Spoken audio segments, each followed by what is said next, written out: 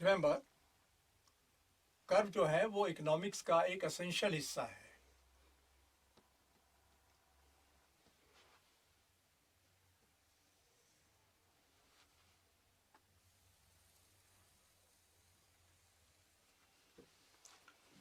We have to access, इसको हम बोलते हैं ओरिजिन, इसको बोलते हैं एक्स। थोड़ा डिटेल में मैं आपको कर्व के बारे में बता दूं। आपने 10th क्लास में मैथमेटिक्स पढ़ा होगा, तो ये ऑर्डिनेट एक्सेस कहलाते हैं। ये ओरिजिन होता है, ये एक्स मान लीजिए, इसको वाई मान लीजिए, तो इसमें एक्स प्लस होता है, इसमें वाई प्लस होता है। तो नॉर्मली जो हमारे डायग्राम्स बनते हैं इकोनॉमिक्स में, हम सिर्फ ये वाला हिस्सा लेते हैं और इसी हिस्से पर हम रिप्रेजेंट करते हैं। ओके, हमारे पास दो ही गुड्स हैं, तो हम गुड एक्स, गुड वाई, इसको यहां रिप्रेजेंट करते हैं। हमने स्टार्ट किया 10y से। हम चाहे तो 1 2 3 4 5 6 7 8 9 10, ओके, थोड़ा उसका और बढ़ा लेते हैं। ये हमारा 10y हो गया। और जो हमारा लास्ट आइटम था वो क्या था? 1 2 3 4, 4x। इसका स्केल बड़ा कर देते हैं, 5 6 7 8, so that this is 1, this is 2, this is 3, this is 4. Here it is 1 2 3 4 5 6 7 8 9 and 10. हमारा पहला जो था वो था 10 0, सो ये हमारा पहला पॉइंट बन जाता है, 0 of x and 10। दूसरा था 9y and 1x, 9y and 1x, वो ये बन जाता है। तीसरा था 7y and 2x, तीसरा ये बन जाता है। चौथा था 4y and 3x, ये। और फिर ये पांचवा था 4x and 0y। अब अगर हम इसको ज्वाइन करते हैं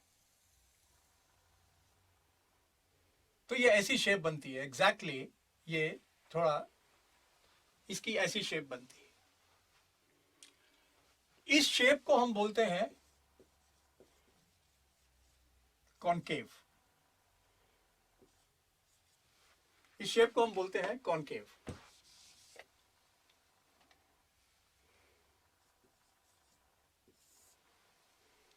आपके 11th क्लास में एक टॉपिक था ग्राफ्स के बारे में। अब मुझे पता नहीं कितना सीरियसली आपने उसको पढ़ा या नहीं पढ़ा। 3 तरह की शेप्स होती हैं, थोड़ा ब्रीफ में आपको बता दूं। एक ये जो हमने बनाई, इसको हम बोलते हैं कॉनकेव। एक ये, इसको हम बोलते हैं कॉन्वेक्स। और एक ये, इसको हम बोलते हैं straight line. Neither convex no concave. इनको जज करने का एक, लेट अस से, आम स्टूडेंट के पास क्या तरीका है, इसका मैथमेटिकल एक्सप्लेनेशन है, लेकिन वो हम यहां आपको देने नहीं जा रहे। आप यहां से खड़े होकर देखें, जो ऊपर की तरफ झुका हुआ हो उसको हम बोलते हैं कॉनकेव। जो नीचे की तरफ झुका हुआ हो उसको हम बोलते हैं कॉन्वेक्स। और जो स्ट्रेट लाइन हो वो स्ट्रेट लाइन होती है। तो रिमेंबर, जब आप डिफरेंट टॉपिक्स पढ़ेंगे तो वहां कॉन्वेक्स भी आएगा, कॉनकेव भी आएगा, कुछ आएगा। इससे पहले कि हम आगे बढ़ें, इसके बारे में एक बात मैं और बता दूं। एक टर्म होती है स्लोप। पता नहीं कितने लोग आप इससे एक्चुअली फैमिलियर है या नहीं। इसका मतलब होता है डेल्टा वाई एक्सिस पर जो दिखाया गया है divided by delta x axis.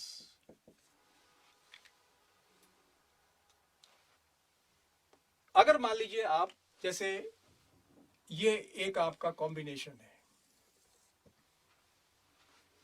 तो जब आप यहां से यहां आते हैं तो यह है डेल्टा वाई, और यहां से यहां जाते हैं तो यह है डेल्टा एक्स। तो अगर हम दिस अपॉन दिस, अगर मान लीजिए मैं इसको ए बोल दूं, इसको बी बोल दूं, इसको सी बोल दूं, then it will be A B upon B C. इसको हम बोलते हैं स्लोप। इसी तरीके से जब हम यहां से यहां पर आते हैं तो ये है डेल्टा वाई और ये है डेल्टा एक्स। फिर हम यहां से यहां आते हैं, ये है डेल्टा एक्स, ये है डेल्टा वाई, और इसको हम स्लोप बोलते हैं। इनका जो रेशो है, that ratio is called the slope of the curve. और यहां हम आपको एक बहुत महत्वपूर्ण, वेरी इंपॉर्टेंट इंफॉर्मेशन स्लोप के बारे में, रिमेंबर, स्लोप का मतलब होता है मार्जिनल वैल्यू। हमने अभी कहा मार्जिनल शब्द बार बार आएगा। हमने ये भी कहा कि मार्जिनल अगर शब्द आप इस्तेमाल करें तो उसका मतलब होना चाहिए वन मोर। तो यहां स्लोप का मतलब ये है, अगर आपने एक और एक्स पर लिखा हुआ जो कुछ भी है बनाना हो, तो वाई का कितना हिस्सा आपको छोड़ना होगा, सैक्रिफाइस करना होगा, उसको हम बोलते हैं स्लोप। तो अगर स्लोप मार्जिनल वैल्यू है, अब आप समझ गए होंगे कि ये जो पीपी कर्व है, इसको हम बोलते हैं पीपी कर्व, क्योंकि हमने क्या किया, जो हमारे पास इंफॉर्मेशन थी उसको हमने सिंपली प्लांट कर दिया है। प्लांट करने से ये शेप आ गई। इस शेप के बारे में हम यही कहते हैं कि हम इसका अगर आप स्लोप निकालें तो बता सकते हैं कि वो स्लोप क्या होगा। That slope will be MRT।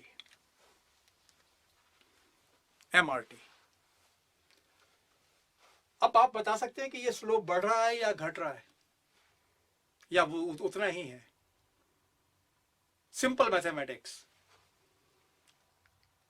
ये है हमारा डिनोमिनेटर जो हम नीचे लिखते हैं, ये भी डिनोमिनेटर, ये भी डिनोमिनेटर, ये डिनोमिनेटर कांस्टेंट है, हर बार एक X. Remember what is happening to the numerator, this is greater than that, this is further greater, and this is further greater। अगर इन सबको आप सॉल्व करेंगे तो you will find that MRT will be continuously increasing। So just the representation of the schedule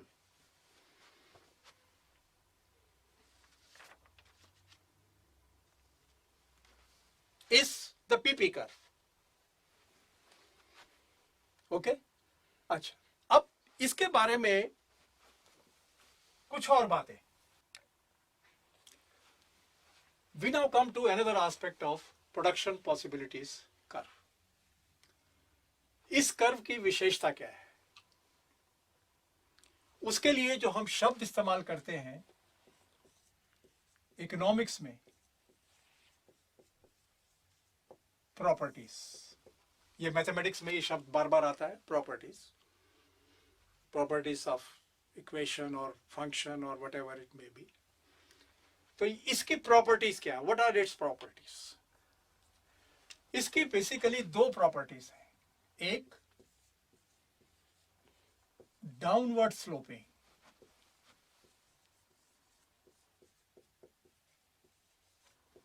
is one, downward sloping from left to right। Why? Normally I have found that in examination students are giving wrong answer of this. So be careful in understanding this.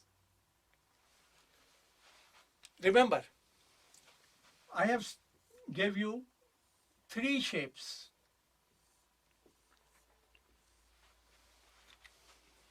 All are downward sloping. But all are not production possibility curves. Only one of these 3 is the production possibility curve. But there is one thing common in all these 3. If you want more of x, you have to give up something of y.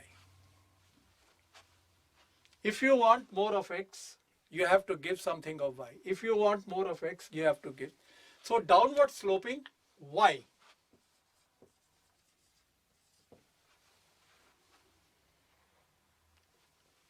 Because to get more of one, good, we must give up some units of the other. This is the reason that it is downward sloping. This is one. Second, concave.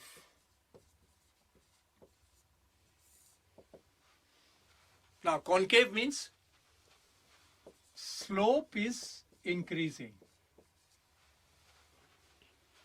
Slope is increasing means MRT is increasing. That is the meaning of concave. Remember, concave का जो reason है वो MRT बढ़ना नहीं है. Concave का जो reason है वो ये है, अभी हम बताएंगे. कॉन्केव सिर्फ ये दिखाता है कि MRT बढ़ेगी, बढ़ रही है, उसका रीजन नहीं दे रहा है. वाई आंसर हम इसका पहले दे चुके हैं. MRT क्यों बढ़ता है? The answer was no resource is efficient in production of all goods.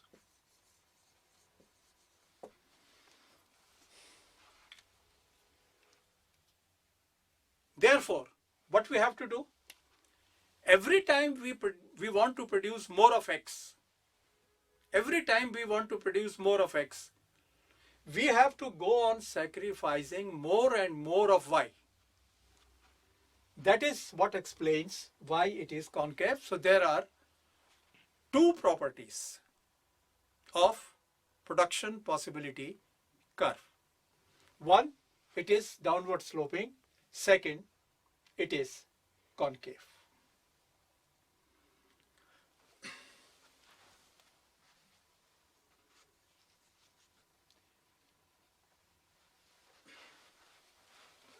Lastly,